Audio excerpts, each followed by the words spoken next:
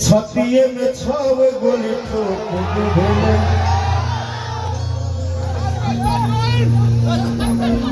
हाँ एगो है नया बहावे यो नए पे हवे हमारे सामने ही तकनी कैसे करे बाज गई ये बजवैले है। अरे चाचा चौधरी का तना होई बने वो तना मत करो मैं अपने ही सिस्टम सरकार हवे राजा हो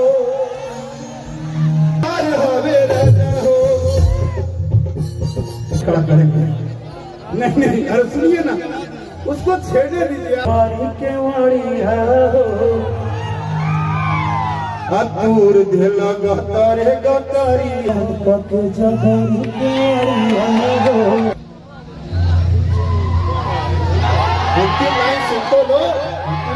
जितना बोलना है बोले सोशल मीडिया पर। लेकिन नहीं लगता है कब किसी कलाकार को इंट्रोडक्शन देना है कि भोजपुरी के कलाकार हैं हम ये कहते हैं वो कहते हैं। हाँ और हाँ ठीक बात पैसा पैसा पैसा बात में होगा। फिर सुनिए पंकज राय भैया आपको धन्यवाद कि आपने भोजपुरी के सबसे बड़े कलाकारों में एफएम कलाकार को यहाँ बुलाया। खेसारी लाल यादव मतलब एफएम रेडियो का सबसे बड़ा चैनल जो जब बोलता है तो रुकता नहीं है और हर माहौल में बोलता है, चाहे शादी हो ब्याह हो आना हो जाना हो लहखाना हो मोहब्बत हो जुदाई हो आना हो जाना हो किसी भी माहौल में खेसारी को लाना हो तो ला दीजिए। यहाँ तक कि अंतिम सांसों लेवल में तो खेसारी के निर्गुण आजो बाजेल है।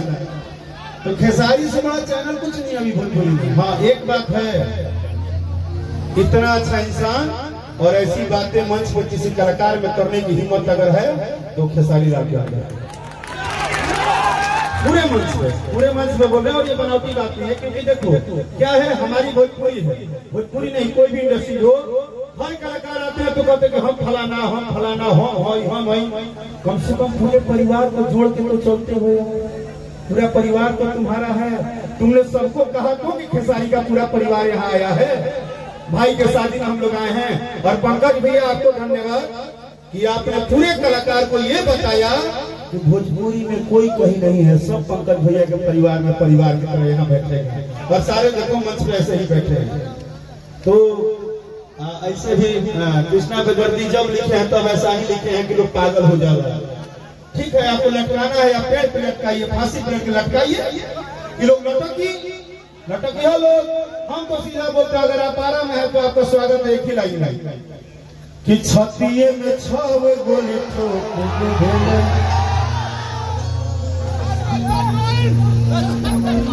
हाँ एगो है नया बहावे यो नए पे हवे हमारे सामने ही तकनी कैसे करे बाज गई ये बजवैले है। अरे चाचा चौधरी का तना होई बने वो तना मत करो। मैंने ये बोला दीपक भैया कि मैं खेसारी लाल का स्वागत आरा जिला में एक ही गाना से करूंगा जो आरा जिला का धरती का शान है और इस मिट्टी में बात है, गर्मी है हमारे अंदर कि छतिए में छाव गोली ठोक दे भेले। शासन पर शासन के रोक दे भेले। इसका मतलब ये नहीं है कि हम भाई परिवार नहीं, कलाकारों का खेसारी लाल भी तो वैसा ही है ना कि अपने ही सिस्टम सरकार हवे राजा हो। ठीक है यार कौन बैकअप था खेसारी लाल के बैकअप है आज मैं लोग खेसारी 2006 में हम दोनों मित्र थे। उस समय खेसारी के पास सिर्फ कृष्णा बेदर्दी थे, पवन पांडे थे, कोई नहीं था कुमार रमेश को छोड़ के। और उस समय राकेश मिश्रा और खेसारी थे, दोस्त थे, हैं आजीवन रहेंगे। 2006 की हम बात कर रहे हैं जब गाना ही रह के चूसत था, हम उस खेसारी की बात कर रहे हैं। हाँ इसलिए हम बोले क्या गाना सुनबो हमारे गाँव के एक गाना गा के गुरहती में जाए भाई पहले आए। हम पहला बार कान में बताओ यही बात पूरा मार्केट में मिलते हम गुरहती में जाए वाला बानी कि अपने ही सिस्टम सरकार होवे राजा हो कि लोग नया पवन तरंगा। ये लाइन आप लोग एक बार गा दीजिए हमको अच्छा लगेगा खेसारी भाई के लिए कि लोग गाना एकरा के हिट कह जाला कश्यप से। हाँ हिट बरियारी ना होला हम बानी। अच्छा ये लोग भी आइए, आ जाइए, धन्यवाद। हाँ हम तो पंकज भैया कैसे भी तिलक में इतने सारे सुपरस्टार, हमारी अनुपमा है, कृष्णा बलराम है, खुशी है, सोना है, सब लोग बैठा है भाई। हम किसी को डिस्टर्ब नहीं करेंगे भाई, एक गाने के बाद दूसरे गाने गाएंगे नहीं कि छतिये में छावे गोली ठोक दे भेले। अब थोड़ा आरा वाला पावर हल्ला करो कि शासन पर शासन के रोक दे भेले। छोटा भाई सोनू पांडे जी जो कि हम इनको बहुत प्यार करते हैं और इनके ही हम शादी में गए थे। और आज भी मैं कहता हूँ कि खेसारी लाल के जीवन में अगर कोई बहुत इंपॉर्टेंट है तो सोनू पांडे का स्थान अलग। एक ऐसा इंसान है कि अपने ही सिस्टम सारा कार हवे राजा हो। और मैं इसलिए नहीं कह रहा हूँ कि हम लोग देखिए, आपकी सबसे बड़ी बड़प्पन है कि आपके धरती पे जब भाई आया है तो उसकी स्वागत ऐसा करिए कि दुनिया कल कहे कि इस जगह पे खेसारी का स्वागत हुआ है। तो एक बार दोनों हाथ पूरा उठाइए, पूरा पूरा उठाइए। अगर आप खेसारी लाल को प्यार करते हैं तो दोनों हाथ उठा लीजिए और सबको बताइए, पूरा बताइए ताली बजा के। लोग नया पवन तरंगदा, लोग नया पवन तरंगदा, रंगदारो भतार होवे राजा हो।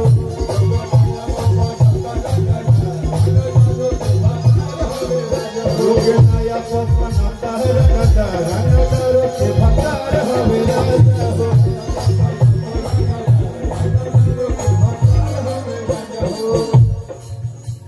बाबा हम बोले सुना को हम ज्यादा नहीं कहेंगे, बस आपका स्वागत में गा रहे हैं। हर पिचर पकदारू सुनार में हरारू, आओ हो बरत मछली लंडा कि नस नस सैया के हो जा लटाई।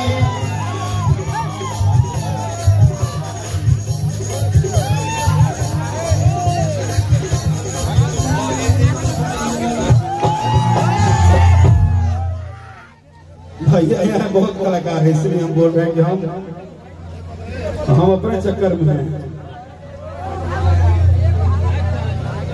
कि अपने ही बम हथियार हवे राजा हो, कि बम या बारूद हथियार हवे राजा हो। ये तो ये अभी ठीक है, योगा प्यार ये चल रहा है। एक लाइन और भाई, इसके बाद हम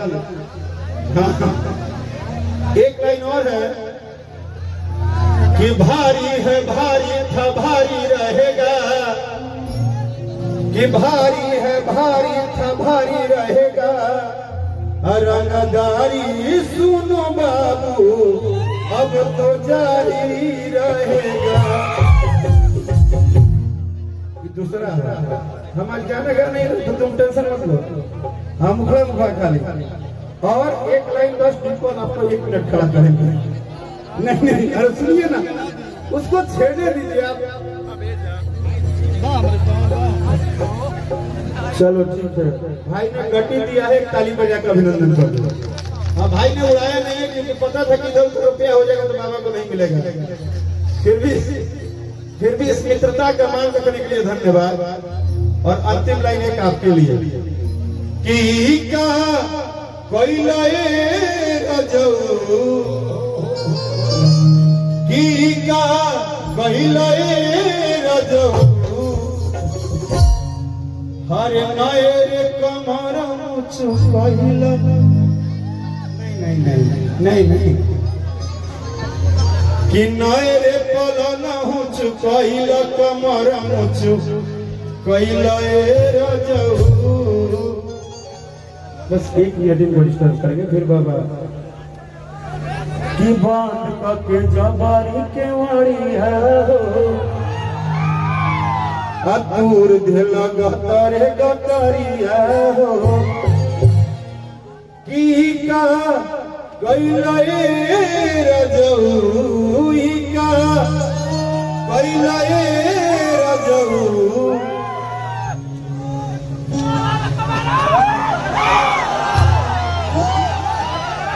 इसीलिए वो बैठ जाती है। तो बर्दाश्त नहीं करते हो तो जाए, लेकिन ऐसे बर्दाश्त तो करो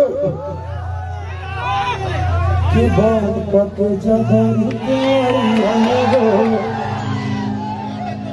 हतूर दिल गतारे गतरिया हो की का कैले रजऊ का कैले रजऊ कि नारे पलाना हो चुकाइला तुम्हारा हो चुकाइला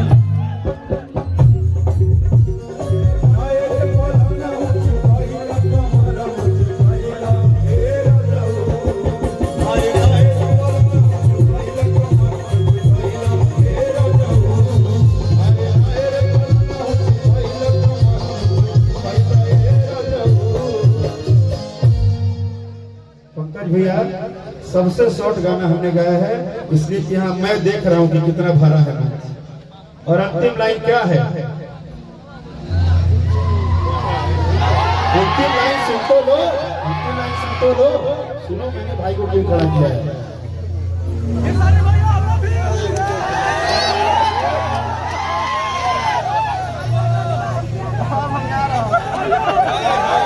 अरे तो सबके फरमान के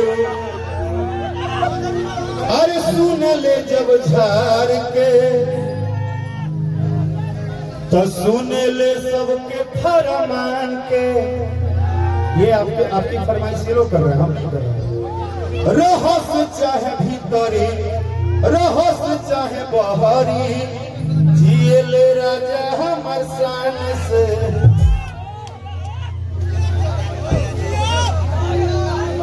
कि बम या बारूद हथियार हवे राजा हो,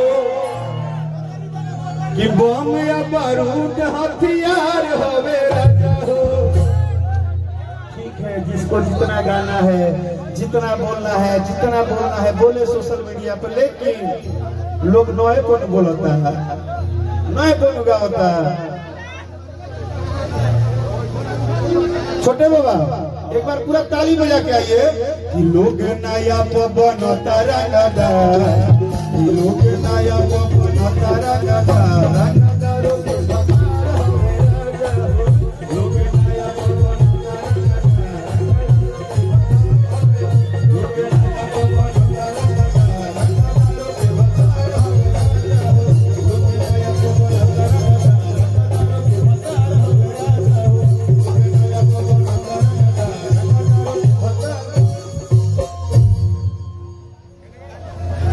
पंकज भैया बहुत